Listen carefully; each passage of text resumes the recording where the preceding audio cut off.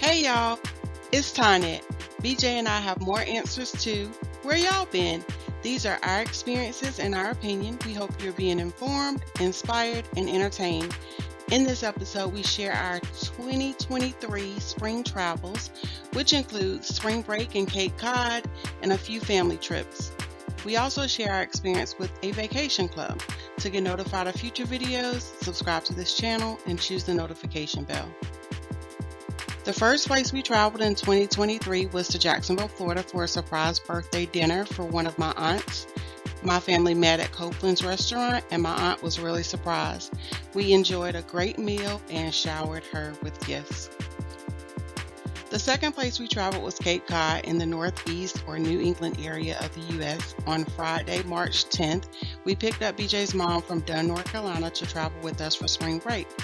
Then we drove overnight, stopped in Providence, Rhode Island for lunch, and arrived at our condo in Mashpee, Massachusetts to check in and rest up for our first adventure. Since this was the farthest north BJ's mom had traveled, on March 12th, our first adventure was a day trip north to Kittery, Maine. While in Maine, we ate lunch at a clam hut, and we went shopping at an outlet. Then on our way back to Mashpee, we stopped in Boston, Massachusetts to a resort and visited the casino. Well, BJ accompanied his mom in the casino while I ate dinner with our daughter within a few feet of the casino, and we wandered around the resort taking pictures. On March 13th, we took the Nantucket ferry to an island south of Cape Cod to hang out for the day. It was the off-peak season, so there weren't many activities. Therefore, we ate lunch, drove around looking for celebrity houses, found the area where the movie Yall was filmed, and shopped for souvenirs. Something interesting about this trip is that the ferry we rode on was built in Jacksonville, Florida in 1974, and the Jaws movie was filmed on this island in 1974, both in the same era when BJ and I were born. On March 14th, BJ's mom rested while we went to Hyannis, Massachusetts to shop and eat lunch. Then later that evening, BJ and I went on a date in Bourne, Massachusetts. On March 15th, we went to Newport, Rhode Island to eat lunch and tour one of the Vanderbilt's mansions. The last time I went to one of their mansions, it was the Biltmore, and I couldn't get anyone to go with me, but this time BJ and our daughter went with me. It helps that it was more reasonably priced too.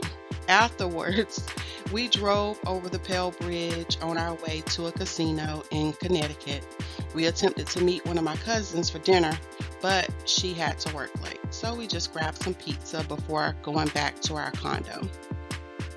On March 16th, we just hung out in Mashpee.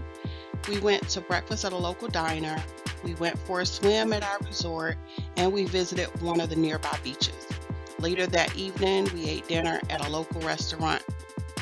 On March 17th, we headed back south and stayed overnight in the Philly area. We went into Philly and tried a barbecue restaurant for lunch and drove by some historic sites. In addition, BJ and his mom went to a casino while I went shopping with our daughter. Then we checked into our hotel on Rowan University's campus in New Jersey. Afterwards, BJ and his mom rested while we walked to a restaurant for dinner. Then we stopped by a bubble tea house for drinks. We ended our spring break trip on March 18th and drove back to North Carolina.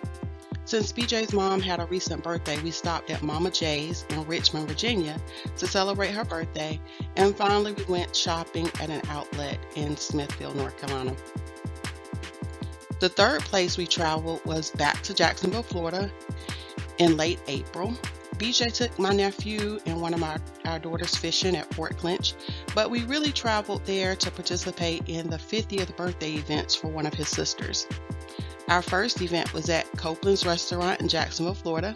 Yep, you heard it correctly. We returned to Copeland's for another birthday celebration. And although we hopped on a party bus for our next event, we started dancing around in Copeland's since a radio station was broadcasting live. Then the final event was a cookout. While we participated in all the events, I left the cookout early to go to a New Edition concert with one of my cousins. The fourth place we traveled for this look back was Southeast Georgia in mid-May to attend a graduation for each of our nieces. We also attended a brunch to celebrate BJ's mom with a delicious meal prepared at her home by Chef El Marie. Additional trips we made during this time were occasional trips to the Wilmington, North Carolina and Norfolk, Virginia area. Places we ate include Engine 6 Pizza in Norwalk, Connecticut, Red Stripe in Providence, Rhode Island, Wally's Wiener in Newport, Rhode Island, Bob's Clam Hut in Kittery, Maine, Red 8 in Everett, Massachusetts. In Mashpee, Massachusetts, we tried Wicked Restaurant, Mudakees, and Bobby Burns. We ate at Martha's Vineyard Chowder Company in Oaks Bluff, Massachusetts, Knack in Hyannis, Massachusetts, Lobster Trap in Bourne, Massachusetts. In Philadelphia, Pennsylvania, we tried Southern Barbecue, John's Pork Roast, and Gong Cha. In Glassboro, New Jersey, we tried Kung Fu Tea and La Scala's Fire. We ate at Todd's Coastal Kitchen in Virginia Beach, Havana's in Carolina Beach, K38 in Wilmington, North Carolina, Wrightsville Beach Brewery in Wilmington, North Carolina, Berry Smoky Smokehouse in Kinston, North Carolina, Redneck Barbecue Lab in Raleigh, North Carolina, the Cary Pub in Cary, North Carolina, North Carolina Spices in Greenville, North Carolina. Places we played include the Mohegan Casino in Uncasville, Connecticut, CyberQuest in Uncasville, Connecticut, Encore Boston Harbor Resort in Everett, Massachusetts, Sea Mist Resort in Mashpee, Massachusetts, Ryan Family Tin Pin in Hyannis, Massachusetts, and Live Casino in Philadelphia, Pennsylvania. Then places we explored were Martha's Vineyard in Massachusetts and Breakers in Newport, Rhode Island. Our travel tip for this episode is on Vacation Club. In 2022, we attended 2 separate presentations soliciting vacation clubs. We'd been to a few timeshare presentations in the past, and they were never something we were truly interested in. Honestly, the vacation clubs weren't something we were interested in either, but after the second presentation, we realized that it was affordable for us, and we decided to give it a try on one of the lowest levels that was available. We went with the Global Discovery Vacations and had the option to choose a star level based on how often we plan to travel.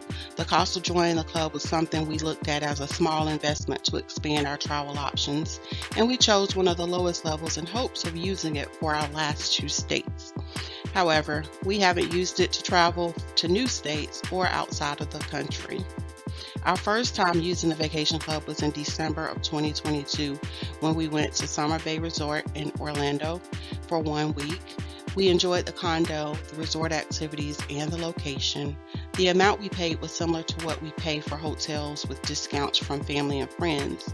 The difference is we have more space to spread out. We also used the Vacation Club for spring break in 2023 when we traveled to the Sea Mist Resort in Mashpee, Massachusetts. We usually choose the location and then make a reservation, but this time we decided on the location based on the available condos. Therefore, we would caution anyone using or thinking about using a vacation club to plan trips 3 to 4 months in advance to increase your options. We enjoyed both of our stays, and I look forward to using the Vacation Club in the future. Our advice for anyone considering a vacation club is to only pay for what you are comfortable paying for. Don't let the salespeople pressure you beyond that, no matter how great it sounds. It's time to take a break in answering where y'all been. If you enjoyed it, like it and share it.